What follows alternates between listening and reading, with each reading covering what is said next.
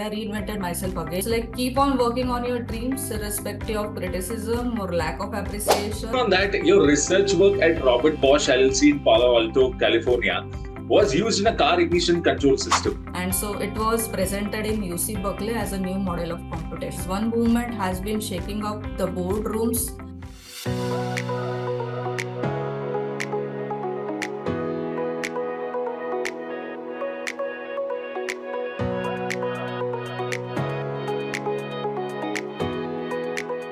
Hello, ladies and gentlemen. Welcome to the esteemed FaceTime with Leaders, an initiative by World Development Corporation.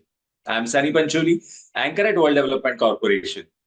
FaceTime with Leaders is a platform for industry titans to share their experiences, thoughts, ideas, and best practices in order to inspire one another and future leaders. We have one such industry titan on FaceTime with Leaders with us today, Ms. Sarika Ravlekar. Hello, everyone. Welcome to FaceTime with Leaders, and we are honored with your presence today. Yeah, it's my pleasure as well. Her entrepreneurial spirit is evident from her role as an angel investor at Design Life. She has also held significant positions at Focal Work Solutions in Navi Mumbai, where she built and managed a Java development team for asset management software tailored for the oil and gas industry. In her latest role, she has served in the position of non-executive director at Tarbej Product Design Private Limited, offering her services as an investor and overseeing the company's development. So, Ms. Sarika, could you sum up your career journey so far for our viewers, and what are your daily life inspirations in the tech domain? So everyone has a story and it's unique, which makes you you. So I'm curious by nature and I have always enjoyed and learned from stories of my friends, colleagues who opened up to me in various roles, leaving an inspiring impression on me in the journey so far. So here is my story. So coming from a small town, Dombivli, I got my education in a Marathi medium school where I was a topper throughout all the years. And the same trend continued when I joined the computer engineering throughout all the semesters. While I was in the last year of engineering, I always dreamed of going out of India to do masters, work, gain an experience, and come back to start on my own. Although financial situation was not that supportive, so I decided to take up a job and earn to save and to follow my dream. So I struggled for almost 6 months to land upon my first job, as our college did not have placements available that time. And I landed upon my first job as a trainee in Tech Mahindra, although I failed in Unix exam there. And due to the stringent policies, I had to leave the training in the middle of the course. So I was very disappointed as it was already 9 months past and since graduation, and it would be more difficult for freshers to, join the market as a new batch of freshers would come out soon, who will get all the preferences. But I still continued my job search and joined Tata Share Registry, which is now TSRL Darashaw in Fort Mumbai in the next week itself as a trainee software engineer. And finally, I started my tech journey thereon. Then I moved to iFlex Solutions Limited, which is now Oracle Financial Services Limited, as an associate consultant, which was like a boost to my career in terms of technical, financial domain knowledge gain. And my confidence was also boosted with the work environment, leadership, my colleagues around. Then I decided to study for GRE TOEFL because that was at the back of my mind that I wanted to pursue MS.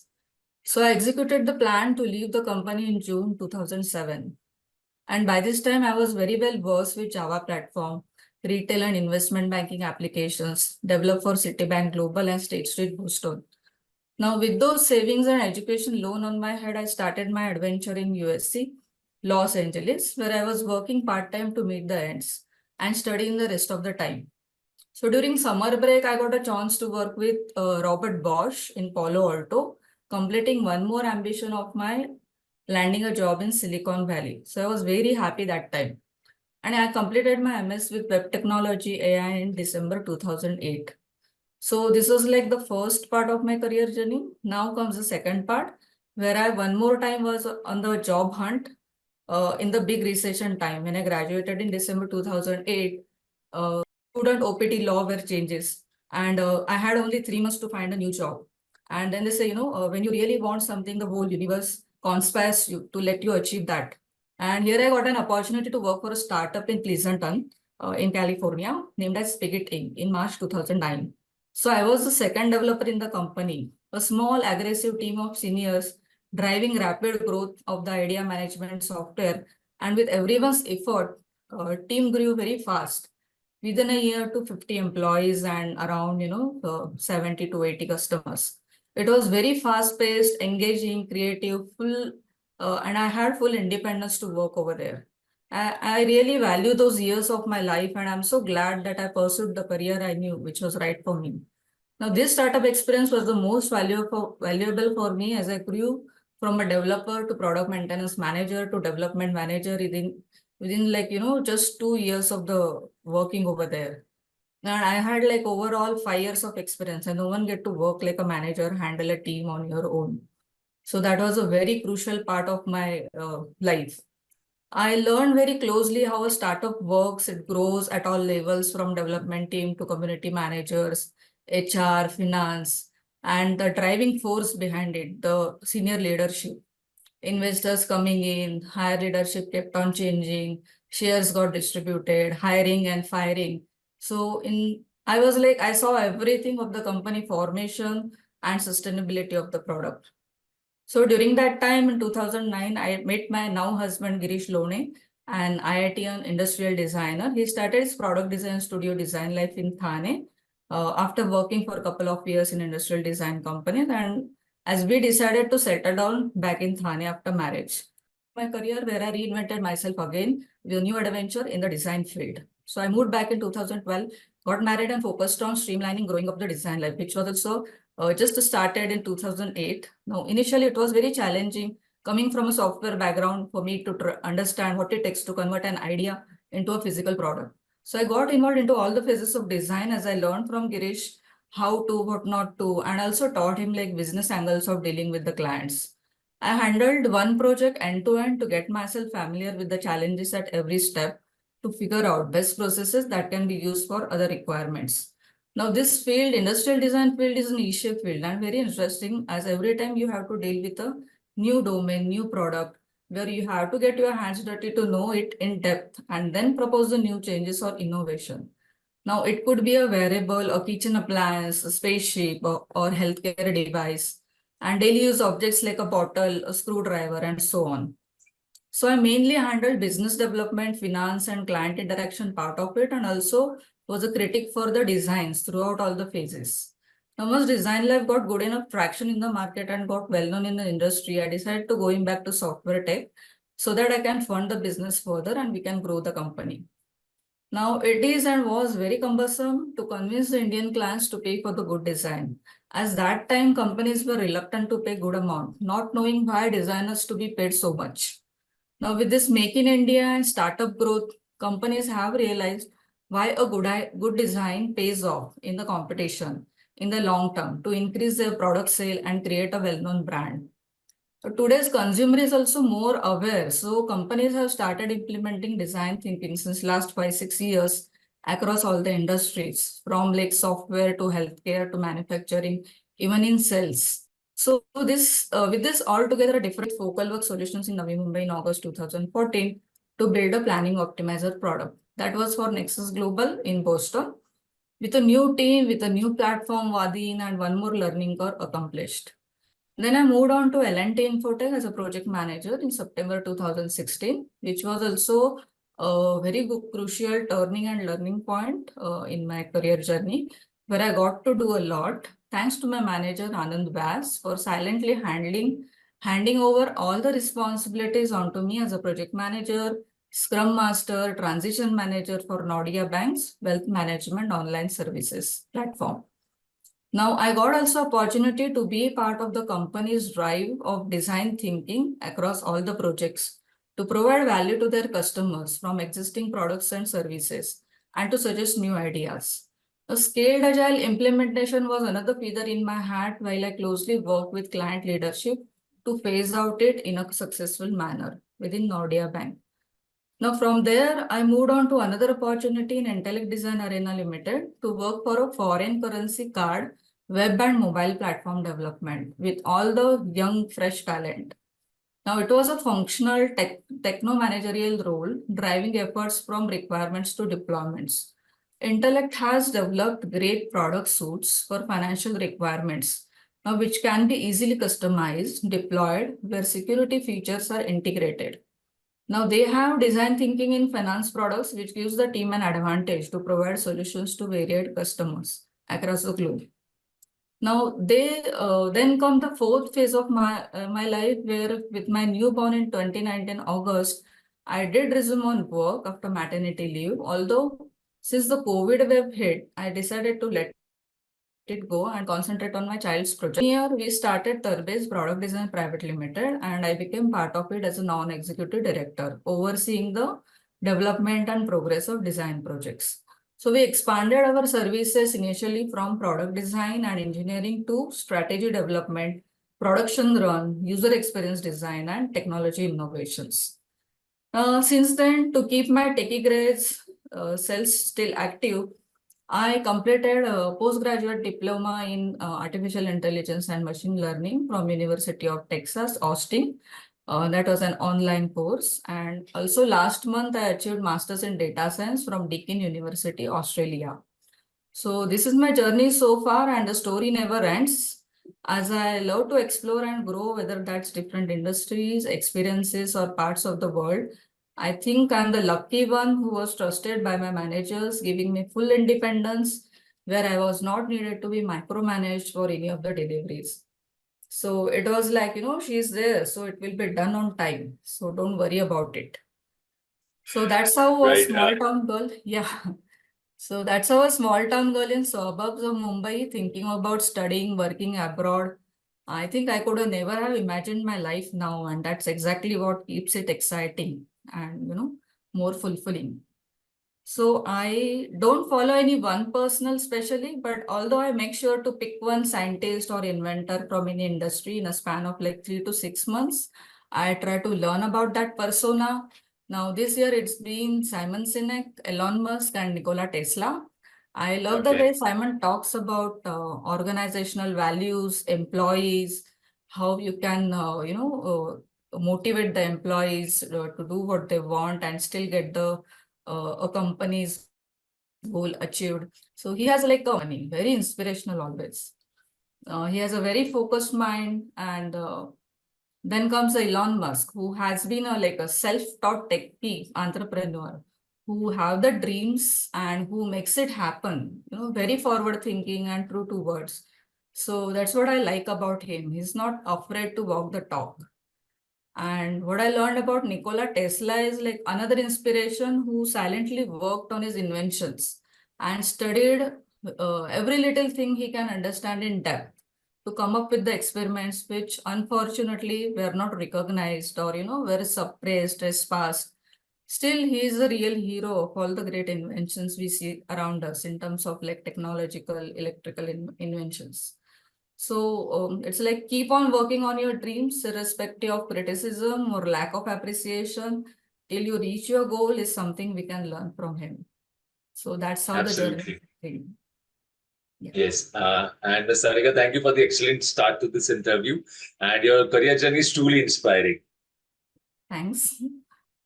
All right. So continuing our conversation, our viewers would like to know that under your guidance and leadership, Kotak Mahindra Bank received the BFSI Conclave 2020 Award for Innovative Tech Platform. And Nexus Global Washington, D.C. won the Solutions 2.0 Award. So how did you come about achieving these feats? Yeah, so that's another feeder for all the teams. Thanks to all the managers who supported me throughout the journey. So awards are like the recognition for the valuable contribution of everyone that is involved to make it happen.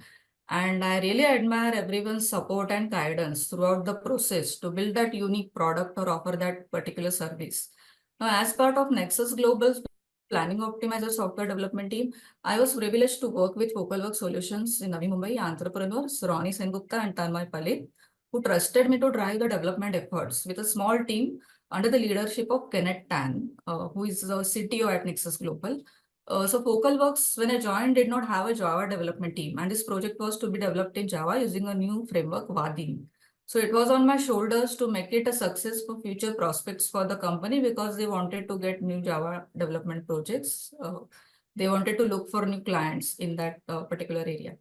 Now, it's a solution mainly aimed at oil and gas industry to prepare on-the-floor work efficiently by planners, for planners to build a quality job library, which is very easy to retrieve and it can be reusable. So we can align all the job packs and do that online planning of how the entire floor and people on the floor will work. So this Vadin framework was pretty new for all of us that time, and all newly formed team of 4 developers, we all executed development to testing efforts very efficiently. So it's like we maintain the team spirit to teach each other and learn continuously with all the new tools to deliver the final solution. And it required very low maintenance after the first release. So it was really appreciated by the client as well as in Focal Works. So I believe that this teamwork made it a great success for the client. So that's how that product got that award. Now coming back to Intellect Design Arena Limited, Goregaon. For Kotak Mahindra Bank's foreign currency card online platform, I was motivated by my manager Anuj Jain to bring in my expertise in agile development to bring an order in this development assignment. Because since it was a very fresh young talent, like there were around 10 new joinees in the team, and we wanted to align everyone, we wanted to train them and then get the work done. So it was very interesting and exciting over there. In terms for Kotak Mahindra Bank, earlier foreign currency exchange was on paper. So it was very time consuming for them to process the foreign currency.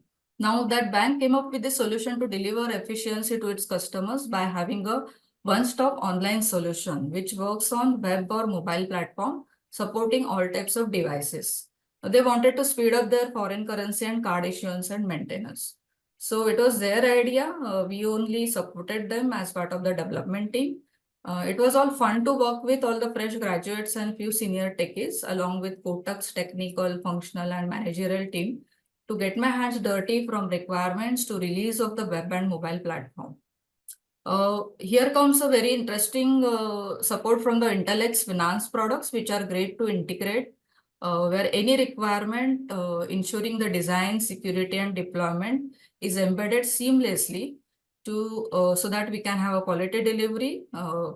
And that was our aim. And Kotak Bank's team was very supportive to bring in the changes as and when needed on all aspects of execution of it, under the leadership of Viral Vora, which laid the idea to the award. Amazing, amazing. That sounds incredible. All right. So building on that, your research work at Robert Bosch LLC in Palo Alto, California, was used in a car ignition control system. So could you share some insights into it, please? Yeah, so it was a short-term internship project, like almost 3 months only. So which I got luckily through one of my seniors' reference. Now, Thomas Mandel was a German senior research engineer who was working with the team, which guided me to understand their current problem with the condition where they can test where the error was in the ignition circuit. So when we start the car, there used to be some noise around it and they wanted to understand in the circuit what is happening. And there was no way where we can, simulate that idea. So for that, we analyzed and learned execution semantics of the Bosch's model-based development tool. They had some tool developed in Ascade that they used to have it for automotive control engine designs. Now UC Berkeley had another solution, Ptolemy, which was used for like interactive software modeling and simulation. It is used for design of the concurrent real-time embedded systems. Now, my task was to get these two products together, integrate it, and then you come up with a sequence model of computation, which was like where you need to try and modify all the circuit components and try to use it, connect it, make the circuit, and try to test the final output. So all the combinations of all the small components in an electronic circuit, which you can call OR gate, AND gate, NOR gate, etc. So I came up with this along with there was another intern. So both of us tried it, and so it was presented in UC Berkeley as a new model of computation, and it was very well known in their company also, and even at UC Berkeley, the work was praised a lot. And that was further taken by Thomas Mandel for further experimentation. All right, Yeah. amazing, Ms. Sarika. So, moving forward, as someone with prior boardroom experience, do you believe that the current corporate governance framework offered by the Indian government is supportive of the rapidly expanding corporate fabric in India? Corporate governance is a set of rules and processes and systems established by the board of directors of a company. So it includes the rules, procedures for decision making, setting objectives, monitoring performance, providing accountability. It also includes the ethical and legal responsibilities of management to ensure that the company is managed ethically and responsibly. So, having a robust and effective corporate governance practices right from the beginning of the company, it not just creates an ethical and positive working environment within the country, but it also instills confidence in all the investors. It can attract foreign investments and foster a healthy business environment. Now, the current framework, which was the recommendation of the Kumar Mangalam Birla Committee, which was constituted in 1999, its main objective was to recommend areas for improvement in the governance of companies in India. Now, they did recommended the adoption of a set of principles and practices of corporate governance on a comply or explain basis. It is based on the principles of fairness, transparency, and accountability. And also, it is intended to promote efficient and effective management of the company. So some of these recommendations have been further incorporated by way of amendments in the Companies Act 1956 and Clause 49 in the listing agreement of stock exchanges. However, to cope up with the need of emerging scenario, company law requires simplification and rationalization. The government of India has brought a concept paper to meet the needs of modern business. So recently, Dr. Jamshed J. Irani Committee has also submitted its report on the New Companies Act, which covers provisions for better companies. Now, in this context, an attempt is made to review the legal regularity and institutional framework of corporate governance with particular reference to the role of the board of directors and audit committee. So now this corporate sector plays a very important role in economic development by creating wealth for the nation. Now with the liberalization and globalization of the economy, the thrust of the government of India has been on better governance to make India globally competitive. So there is no universally accepted definition of corporate governance. So due to different legal regularity and institutional practices followed in different countries. So that makes it challenging. So also with the introduction of women directors across all the companies, one movement has been shaking up the boardrooms, having natural managers and directors as part of the voices to be heard. So that's a very good move. But there are still corporate governance issues, which includes like fairness. Stakeholders at all levels should be treated equitably and reasonably. Violations should be redressed effectively. Then transparency, the organization should not need to keep secrets. Outsiders should be able to observe the organization's transactions and processes.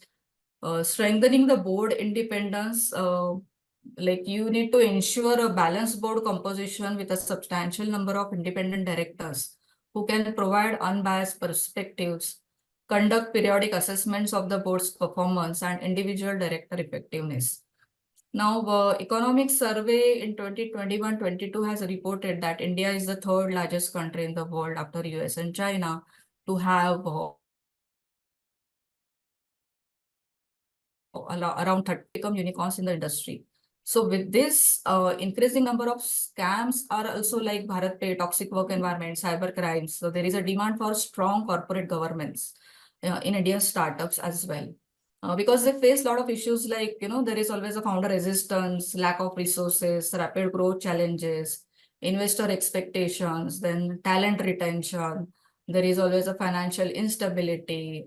Then there comes this brand and goodwill, how we will deal with it, and so on.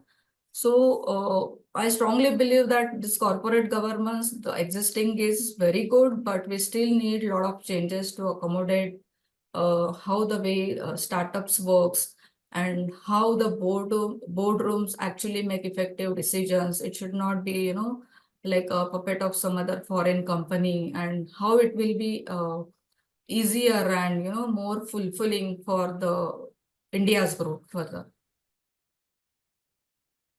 All right. So Yeah. before we conclude our discussion on corporate governance and ESG, I would like to ask you, as an ESG and corporate governance expert, what values do you bring to the table? Yeah, so for ESG, like this environmental, social, and governance, which is like a set of standards for how a company operates in regard to the planet and its people.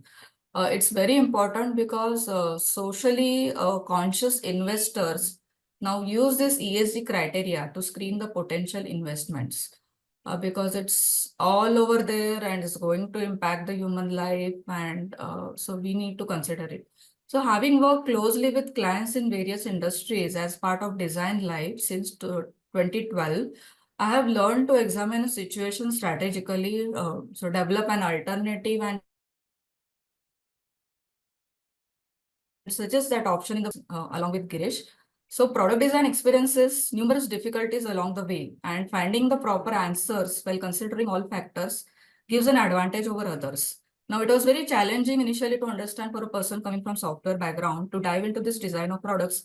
But I learned it slowly, and I think I have gained good knowledge, like how to recommend that to a client that particular design will be helpful for your company's product growth, and what are the alternative materials that you can use by where by which your environmental impact is very minimal, and so on.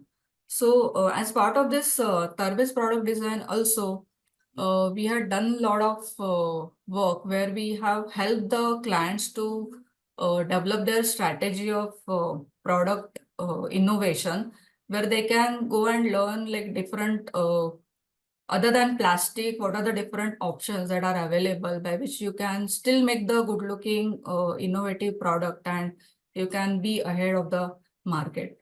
So we have handled like environmental protection concerns and suggested that to clients for better options. As part of this, Design Lab has won two prestigious awards also and many other client recognitions. It was given the award as Best Industrial Design Studio of the Year in 2020.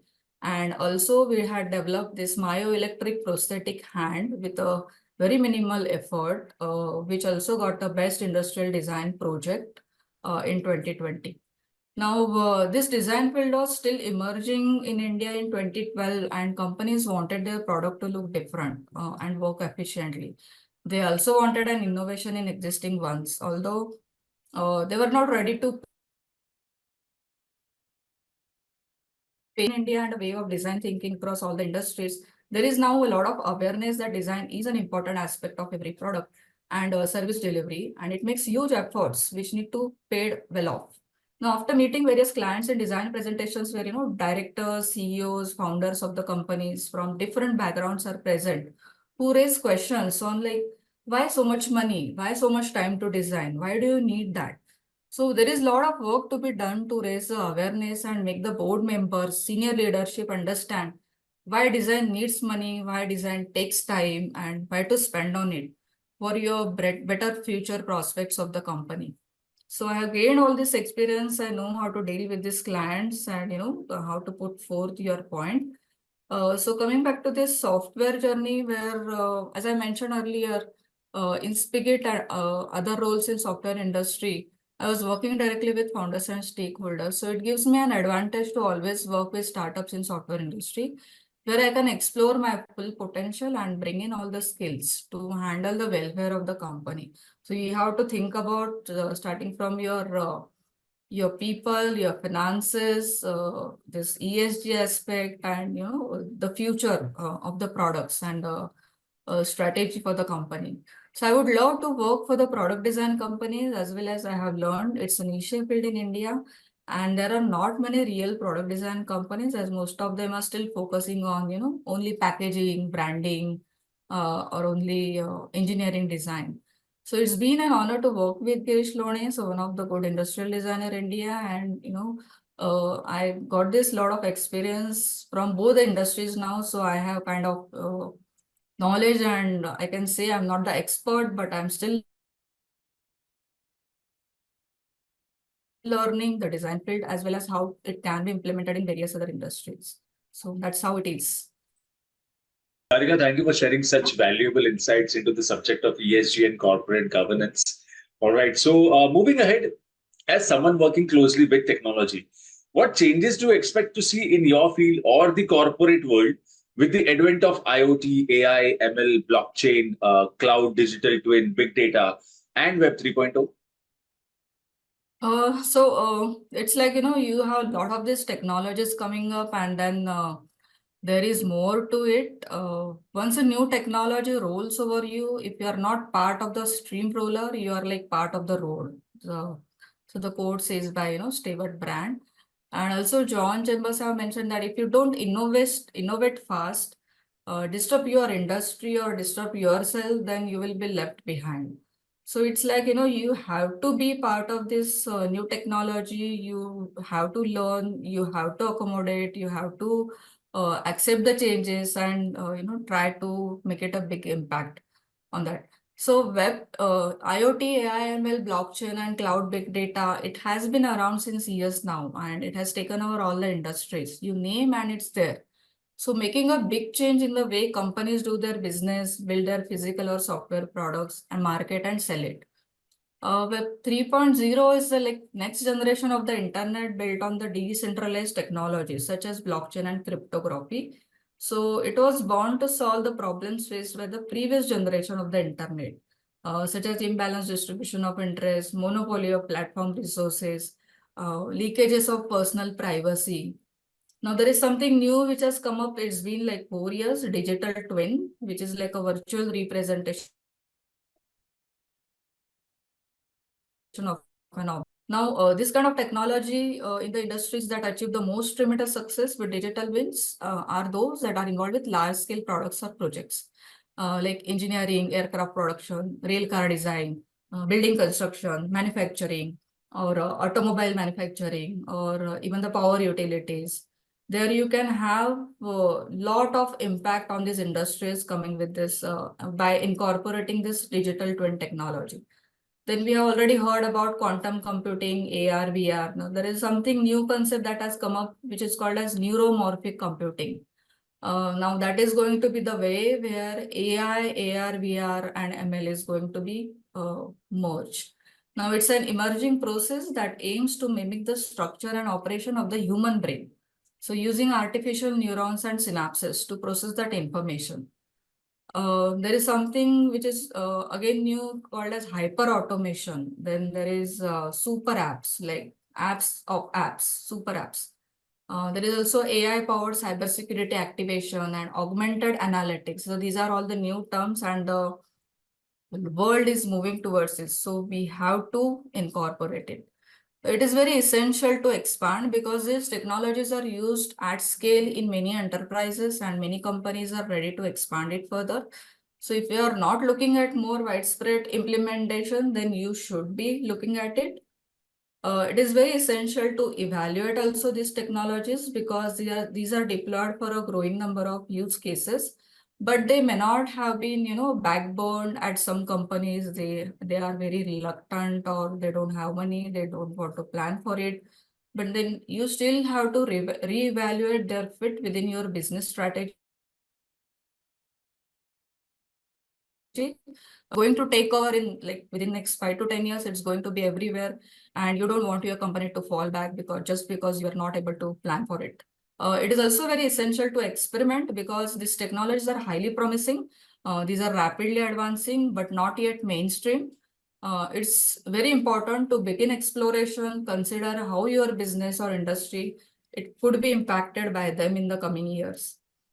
Now, though the technologies are at very different maturity levels, I believe all are essential. They are also converging to deliver a greater impact. Because a single essential technology may help solve a business challenge, combining it with others, it may enhance the solution as well. But when used together, the holistic approach that we say for particular problem solving, it could be like multiple emerging technologies. It will help derive the new value from the data that each one of us are collecting or creating. Now, another common trait that unites these disruptive technologies is the necessity of trust. So leadership and external stakeholders, they need to trust that the technology can deliver the value it promises and it have its risk addressed, fulfill the compliance requirements or, align with the corporate values.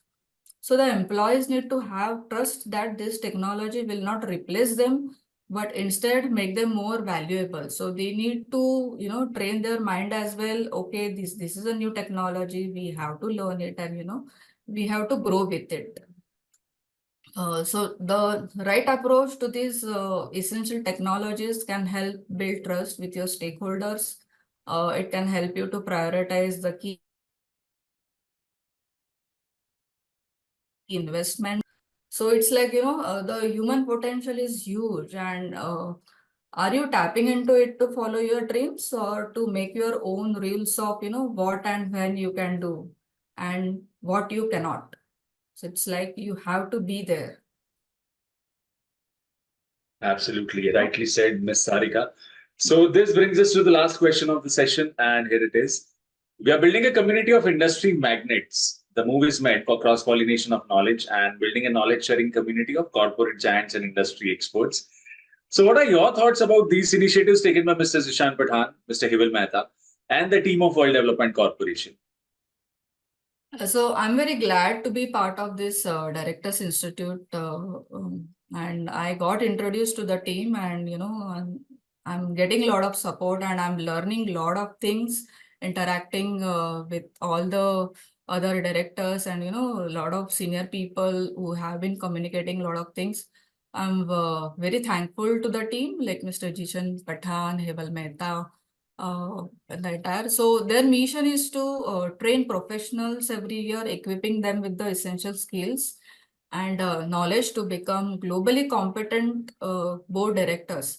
So as being a non-executive director of Tarbej product design, so this is just my first step towards being a director, and like I have been learning on my own, but I didn't have all the knowledge about how it works in all the other listed companies or, at global level, where this particular team is bringing in their expertise and their knowledge through their comprehensive training programs. They're empowering individuals like me and also various organizations in training their directors on board effectiveness, ensuring that governance structures are fortified, their decision-making processes align with the best practices. By providing qualified and skilled directors, it actively promotes transparency and also fosters long-term value creation for stakeholders. Also, by connecting talented professionals with board opportunities, it increases their visibility and likelihood of securing impactful positions. A key strength of Directors Institutes, I think it lies in its exceptional team of eminent speakers and also the advisory board members.